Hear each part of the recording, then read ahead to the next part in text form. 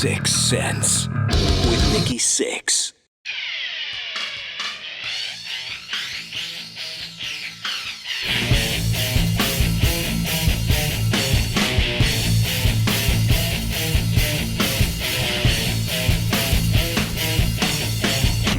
Nikki Sixx, I'm here with Jen. It's Sixx Sense. Matt Tuck, Bullet for My Valentine, is here hanging out with us. Thanks for coming in, man. No worries. Thanks for having me, man. You're out on your British Invasion tour with Asking Alexandria. What a cool package. Yeah, it's good, man. You know, they're a nice bunch of lads, really good band. They got a lot of big buzz about them right now. They got a new singer as well, which is good, you know, so the fans are interested to see what's going on there. So do you feel like your bands cross over, or they're maybe a little bit separate and getting to know each other a little bit?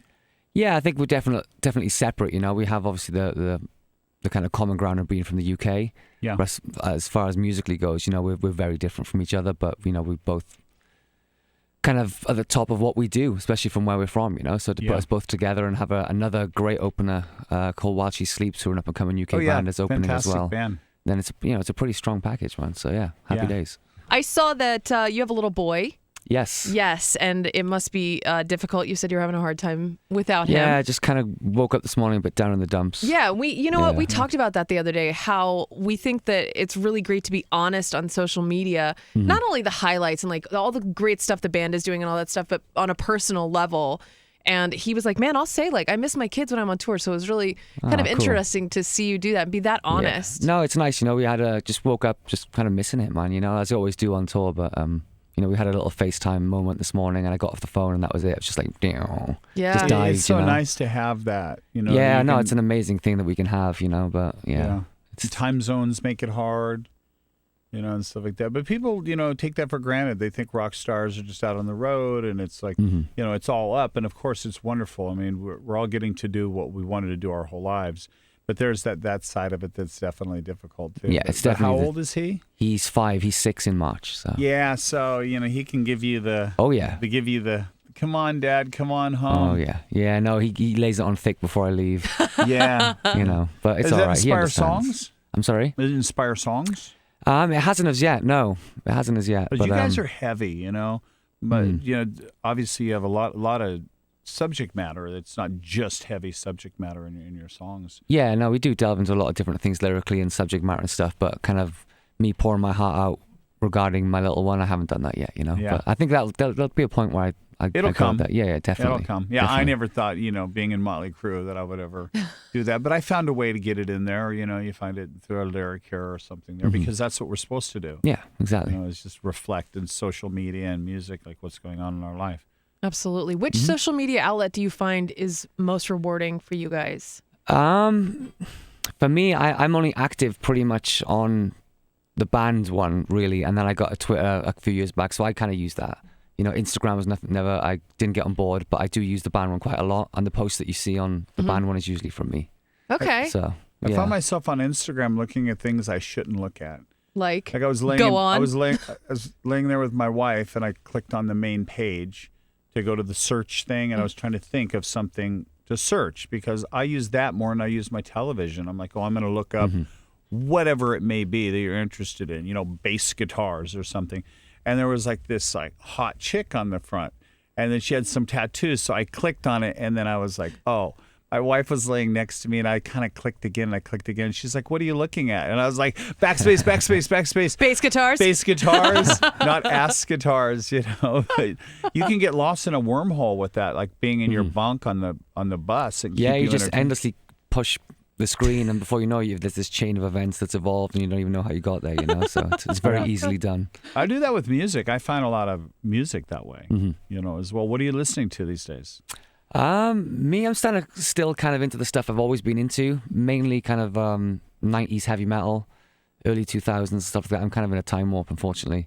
So kind of the music that I grew up with and inspired me to be in a band, that's kind of still what I'm into. Give me your top 5 bands that like inspired you to be in a band. Well, number one, it was always Metallica. Yeah. That was the reason why I picked up a guitar and all that kind of stuff. Slayer. Yeah. Machine Head. Yeah. Iron Maiden.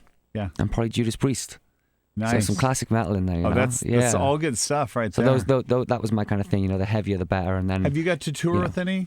Yeah, we did a few Metallica shows, which was great. Which is obviously and we did that on our first album, and we did Iron Maiden tour on our first album, and we also That was a did, good year. Yeah, that 2006 was insane, and we did a Guns N' Roses tour on that year as well. Wow. So First album comes insane. out, you get to tour with all these bands, you're like, okay, that's it. I know. What did that Yeah. moment look like for you when you first, step in front of these people you've looked up to? It just blows your mind, and it still does now. Even Were you talking about it, uncomfortable at know? all? Were you like, hi? Yeah, like super uncomfortable Yeah. because we were just thrown in the deep end. We were like just 4 boys from Wales. Yeah. Got this opportunity, made an album, it blew up. And the next thing you know, you're starting in a dressing room with like Lars and James. It's like the weirdest thing, and it still doesn't seem real now. And to everyone that we meet, like meeting yourself a couple of years ago as well, it's just weird. These moments never get old, so it's awesome. I think it always stays weird. Does it stay weird for you still? Yeah, I mean, okay. I'd be doing something, even like we were doing a bunch of shows with Kiss, right? And the co-headline tour was over, and we were all out doing our own thing, and we played one show. I think we did Download. Mm-hmm. And I was walking, someone was playing, like Billy Idol or somebody, and Paul was on one side of the stage, and I was on the other. We came walking down, and I was like, hey, that's Paul Stanley. Like, right from being 14, I'm like, hey, that's Paul Stanley. Even though I hung out with him every single day, you never forget that. No, they never I think get it's a old, good man. thing to keep. No, it's good. It's definitely it's the magic, that you don't get that every day in life. And it's still, to have it repeat itself is an amazing feeling, The only bad part is, though, if they're an asshole. I've met some Absolutely. people, and and I'm not asking you to name names, but I mean, I've met guys, and I was just like, oh man, you just ruined that band for me. you Yeah, know? no, it happens as well. It's Yeah. unfortunate, but there you go. So Venom was released in August. Yeah. And, we've played, 2 tracks, I think. Okay. What's your favorite on the album? I think if I have to pick one, I'm kind of still in the honeymoon period with that record. I still love every single Really? thing. Yeah, it's the only album I felt this attached to for this long. That's such a great feeling when you So, like all the songs. Yeah, it's weird. I've had it in the past with majority of stuff, but this one super proud of. But if I had to pick one, it would probably be "You Want a Battle, Here's a War." I love Yeah, that that's a song. great What a song. great song. Yeah, I think it's just something that means something to me, which is kind of important. Writing a song that actually is from the heart. Can you that break stuff's down where you important. were mentally when you wrote that? Yeah, well, I was just trying to recapture stuff that made me angry and pissed off when I was growing up, and something that I felt emotionally attached to, and that was having a hard time in school, being the alternative-looking kid, skinny, long, dark hair. It's happened time and time before, and it'll happen again, I'm sure. But being picked on, not being taken seriously with my passion and love for music, and wanting to be a musician and into heavy metal and stuff like that. It's just kind of encapsulating that kind of frustration, anger, and sticking it in a song. You must have to be thankful for those people. Yeah, They're kind of a absolutely. driver, Yeah, absolutely. They've pushed me to be here. And then Without that, I somehow wouldn't be here. later, you kind of like, it's like you're not even mad at them anymore. Mm-hmm. And you're like, well, thank you. You're waving from the other side of the gate at the Exactly. festival. Hey Yeah, man. guys, have a great day. Right? Yeah. What was the hardest song to get on this record for you?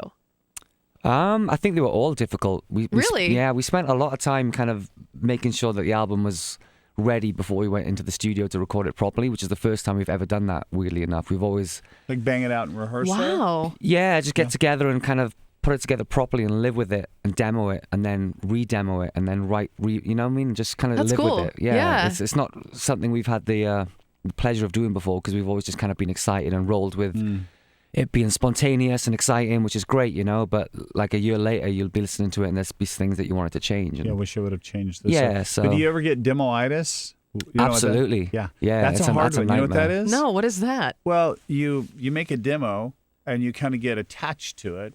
Yeah. And then someone's like, hey, maybe we could change the feel, or maybe we could change the lyrics. And all of a sudden you're like, you can't see it any other way than the way Yeah. you heard it. You just get so attached to it, and it's how you've listened to it for like 3, 4, 6 months, whatever. Yeah. So the thought of someone God, that changing would it then, suck. or you changing it, is just like the weirdest thing. It's like an ego thing, too. Well, yeah. Like you do love it, but you're like, well, wait. And then there's a fear thing. Well, what if I change it and it's not as good? Like the song Dr. Feelgood had a whole set of lyrics that were different. And Bob Rock, the producer, goes, I think you could do better. And I was like, oh, I'm never going to top that. And then I wrote the lyrics again. He goes, no, they're not good. I had to do it like 3 times. But now I'm really glad that I did. But I had that demoitis with that. I have that demo, and sometimes I hear it, and I'm like, wow. Yeah, it's tough to change It it once you made a live with difference. It makes it better, right? Yeah, absolutely. It's just letting go and just doing it again, you know. It's How tough. do you demo? Like, what's your like? How do you record? Like, how do you guys do it? You sound like such an analog band, you know, just a band. You sound like a band. Yeah. But that doesn't mean that you can't take advantage of technology and such. No, as well. you know, we kind of grew up and, you know, we're a band, like you said. We play live, we rehearse live, you know, we're a live band, you know, so we do start taking advantage of the technology on the road, especially, just to get ideas down quick and just use what you can, you know, just to help out. But then when we get back home and we have the opportunity to do it for real, that's kind of when we'll do it for real. You know, and just build it until it's good enough to go down. Yeah. Who produced this record? A friend of ours called Colin Richardson, who he did our EP on our first 2 records. Kind of British guy that did all the albums that I loved growing up. He kind of was involved with those, mix and produce and stuff like that. So God, that has to be cool. Your whole career is just kind of like spanned. Like, you know what? I'm going to pick this band, and I like this producer. And you manifested it. Like you made. Yeah. And you didn't know it at the time, but you knew you wanted to be in this world. You looked up to these people. It's really cool to see that it's coming full circle. Yeah, just, you know, having that motivation and that dream, you know, like we were determined that nothing was going to stop us, you know what I mean? And that's what we did. We sacrificed everything for this band.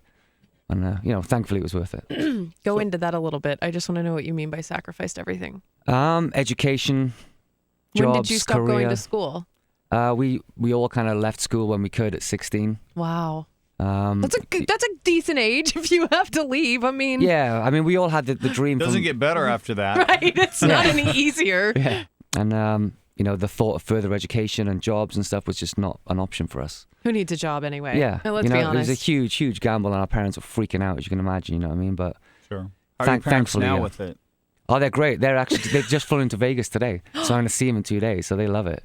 Oh my God, have they ever been to Vegas? Nope. Oh God. I know. You know what? You're gonna I know. get there and they're I gonna was just, be like, I'm just Oh, going to say, God. you're going to see a side of your parents that you've maybe Yeah. never seen. They're probably not even going to see you. I know. They're Sorry, just going man. to ditch me. There you go. They'll have fun, I'm sure. But yeah, you know, they were supportive. They were the ones that would drive me to and from practice with guys Yeah. when I was 14, you know.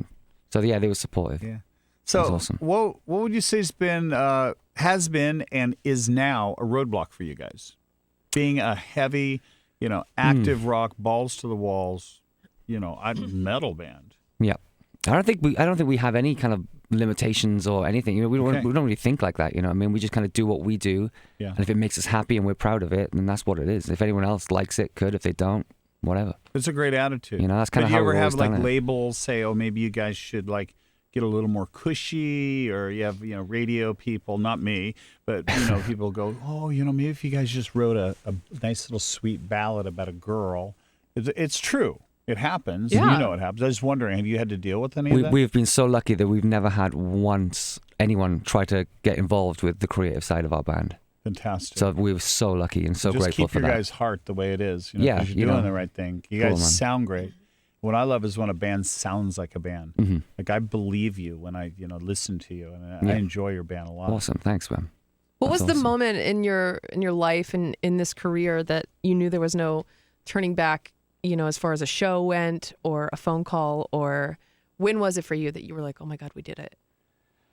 I still get those moments really, but I think the moment where we realized we did it was when the album came out. You know what I mean? And it was just a physical copy of a record that we made from the heart by ourselves, and people could listen to it. It was just Yeah. that moment of like people can hear what we have to It's say. in your hand, you know, and That has to be so crazy. It's I amazing. know this feeling. is a fact, and you probably know this is a fact, that within 10 years, you will never have that in your hand again. Mm-hmm.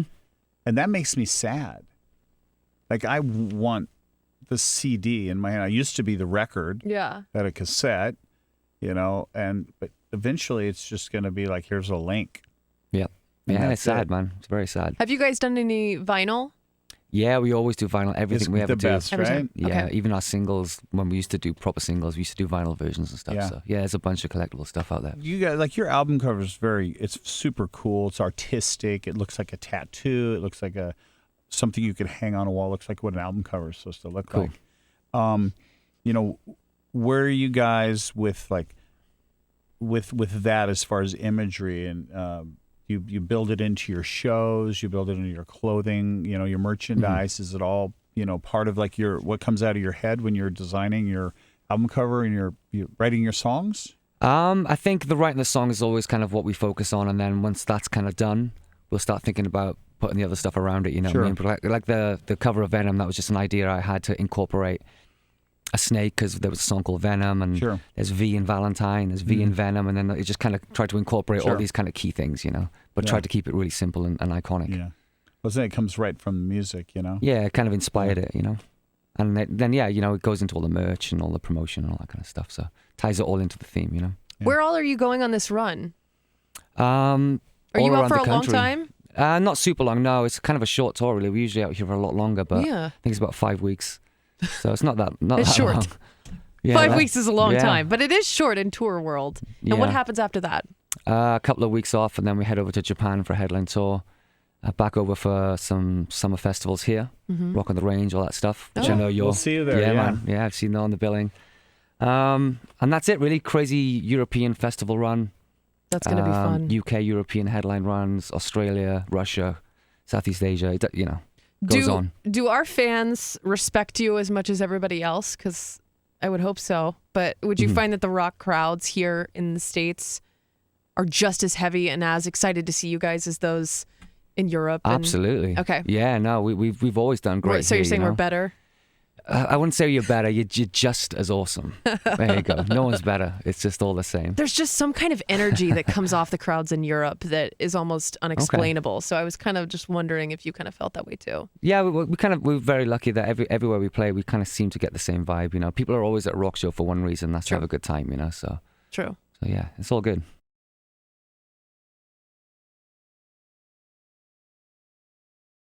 Nikki Sixx and Jenn on the Sixx Sense.